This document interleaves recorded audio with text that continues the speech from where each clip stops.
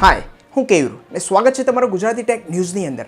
આજે તમારી માટે મેન 5 ન્યૂઝ લઈને આવ્યો છું, જેની અંદર ફર્સ્ટ ન્યૂઝ આવે છે રિલાયન્સ જીઓ તરફથી. રિલાયન્સ જીઓએ ગઈકાલે જ અનાઉન્સ કર્યું કે તે પોતાની એક વિડીયો કોન્ફરન્સિંગ એપ લઈને આવવાની છે, જેની અંદર તમને રિલાયન્સ જીઓએ દાવા સાથે કહ્યું છે કે તે એપ જે બીજી બધી વિડીયો કોન્ફરન્સિંગ એપ છે તેના જેવી નહીં હોય, કંઈક અલગ હશે તેની અંદર. અને રિલાયન્સ કંપની પણ આ લોકડાઉનની અંદર જે વિડીયો કોન્ફરન્સિંગનું જે માહોલ ચાલી રહ્યો છે તેની અંદર પણ ફાયદો લઈને જ રહેશે. એટલે કે તમને પણ ફાયદો કરાવશે અને પોતે પણ ફાયદો લેશે. તેની અંદર તમને મેનલી જોવા મળશે કે 100 લોકો જોડે તમે એક સાથે વિડીયો કોન્ફરન્સિંગ કરી શકશો તેવા ફીચર સાથે ઇન ફ્યુચરની અંદર આ એપ લોન્ચ થવાની છે. બીજી ટેક ન્યૂઝ તમારી માટે ઇમ્પોર્ટન્ટ આવી રહી છે, જેની અંદર ટિકટોકે એનાઉન્સ કર્યું છે પોતાના આંકડાઓ. એટલે કે જે ડાઉનલોડ્સ વર્લ્ડ વાઇડ જોવા મળ્યા છે, ઇન્ડિયાની અંદર જોવા મળ્યા છે, બીજી બધી કન્ટ્રીઓની અંદર જોવા મળે છે, તે તમે આંકડા જાણીને આશ્ચર્યચકિત થઈ જશો, શોક થઈ જશો. જેની અંદર ટિકટોકે અનાઉન્સ કર્યું છે 2 બિલિયન ટાઈમ્સ ડાઉનલોડ્સ જોવા મળ્યું છે એપ સ્ટોર અને પ્લે સ્ટોરની અંદરથી. એટલે કહી શકાય કે 200 કરોડથી પણ વધારે એપ્લિકેશન મોબાઈલની અંદર ડાઉનલોડ કરવામાં આવી. અને આ આંકડાઓની વચ્ચે શોકિંગ ન્યૂઝ તો એ આવી રહ્યા છે કે માત્ર ઇન્ડિયાની અંદર જ 61 કરોડ 10 લાખ ટાઈમ્સ ડાઉનલોડ થઈ છે આ એપ, જેની અંદર 30% લોકો ઇન્ડિયાના જોવા મળે છે આ એપને ડાઉનલોડ કરવાની અંદર. અને સેકન્ડ નંબરે આવે છે ડાઉનલોડની અંદર ચાઇનાની અંદર માત્ર 19 કરોડ લોકોએ ડાઉનલોડ કરેલી છે. ઇન્ડિયાની અંદર 61 કરોડ પ્લસ અને ચાઇનાની અંદર 19 કરોડ પ્લસ. આ જે ડિફરન્ટની ગેપ છે તે તમને ચોક્કસ જણાવે છે કે ઇન્ડિયાની અંદર ટિકટોકનો કેટલો ઉપયોગ થાય છે.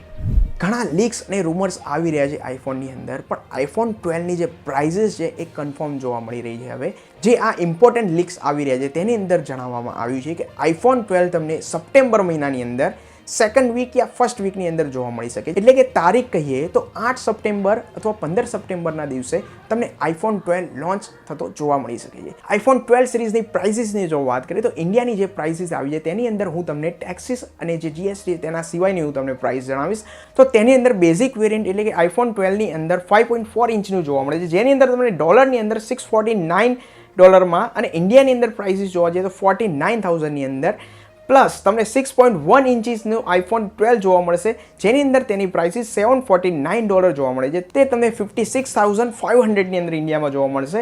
અને આઈફોન 12 પ્રોની અંદર જો વાત કરીએ તો તેનું સ્ટાર્ટિંગ વેરિયન્ટ તમને 999ની અંદર જોવા મળશે. એટલે કે ઇન્ડિયાની અંદર પ્રાઇસ તેની 75,400ની અંદર તે તમને 6.1 ઇંચીસની અંદર જોવા મળશે. અને ટોપ એન્ડ વેરિયન્ટની અંદર વાત કરીએ તો આઈફોન 12 પ્રો મેક્સ જે તમને 6.7 ઇંચીસની અંદર જોવા મળશે અને તેની પ્રાઇસ તમને $1,099ની અંદર જોવા મળશે. તેને ઇન્ડિયાની અંદર કન્વર્ટ કરીએ તો 83,000 પ્રાઇસીસ જોવા મળે, જેની અંદર આ પ્રાઇસીસની અંદર તમારે ટેક્સીસ છે કે જીએસટી કે ઇમ્પોર્ટ ડ્યુટી છે એ બધી એડ કરવાની રહેશે. ત્યારબાદ તમને ફાઇનલી પ્રાઇસ મળશે. તો તેની અંદર તમે 20,000 થી 25,000 સુધી એડ કરી શકો છો અને એપ્રોક્સિમેટ પ્રાઇસ તમને મળી શકે છે. બીજી ઇમ્પોર્ટન્ટ બે લાસ્ટ ટેક ન્યૂઝ આવી રહી છે Xiaomi તરફથી. Xiaomi કંપનીએ ગઈકાલે જ પોતાની એક ઓનલાઈન ઇવેન્ટ કરી, તેની અંદર તેને 3 ફોન અને એક ફેન ટેબલ ફેન લોન્ચ કર્યો, જેની અંદર મેનલી 3 ફોનની વાત કરીએ તો Redmi Note 9, Redmi Note 9 Pro અને Mi Note 10 Lite લોન્ચ કરવામાં આવ્યો. અને Xiaomi પોતાની ચોથી પ્રોડક્ટ લોન્ચ કરી, Mi સ્માર્ટ સ્ટેન્ડિંગ ફેન. એટલે કે તમે મોબાઈલની મદદથી આ ફેનને ઓપરેટ કરી શકશો. Xiaomi કંપનીની એક નેગેટિવ ન્યૂઝ પણ આવી છે,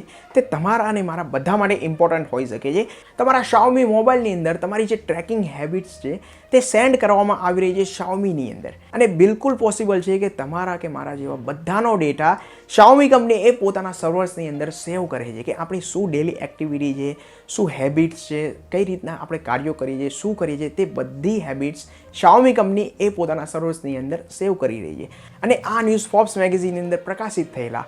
અને ફોર્બ્સ મેગેઝિન એટલે કે અમેરિકાનું ખ્યાતનામ બિઝનેસ મેગેઝિન, જેની અંદર સાયબર સિક્યુરિટીના સંશોધક એવા ખ્યાતનામ વ્યક્તિના એકાઉન્ટના આધાર પર રિપોર્ટ પબ્લિશ કરવામાં આવેલ, જેની અંદર દાવો કરવામાં આવેલ કે તેમના ફોનના યુસેજની ઘણી એવી માહિતી, જે આદતો છે, એક્ટિવિટી છે, તે Xiaomi કંપનીને મોકલવામાં આવતી હતી. અને સવાલ હવે એ બાબત ઉપર ઊભો થાય છે કે શું Xiaomi કંપની આ પ્રકારનું કામ કરે છે? શું તમારો ને મારો ડેટા એ પોતાના સર્વરની અંદર સેવ કરે છે? તો તેની અંદર તમે કમેન્ટ સેક્શનની અંદર કમેન્ટ કરીને અમને જણાવી શકો છો. અને વિડીયોની અંતની અંદર માત્ર એક જ વસ્તુ કહીશ કે આપણા ગુજરાતની અંદર લોકડાઉન વધારી દેવામાં આવ્યું છે અને 17 મે સુધી કરવામાં આવ્યું છે. તો ત્યાં સુધી તમે શું કરી શકો છો? તો અમારા વિડીયોને જોઈ શકો છો, એન્જોય કરી શકો છો, શેર કરી શકો છો અને સબસ્ક્રાઇબ કરી શકો છો જો હજી પણ ચેનલ સબસ્ક્રાઇબ ના કરી હોય તો. અને અમારી સાથે જોડાયેલા રહો, એટલે કે ગુજરાતી ટેક સાથે, ગુજરાતીની અંદર ટેકનોલોજી રિલેટેડ ઇન્ફોર્મેશન અને ન્યૂઝ મેળવવા માટે. આપણે મળીશું બીજા વિડીયોની અંદર. Thank you. જય હિન્દ.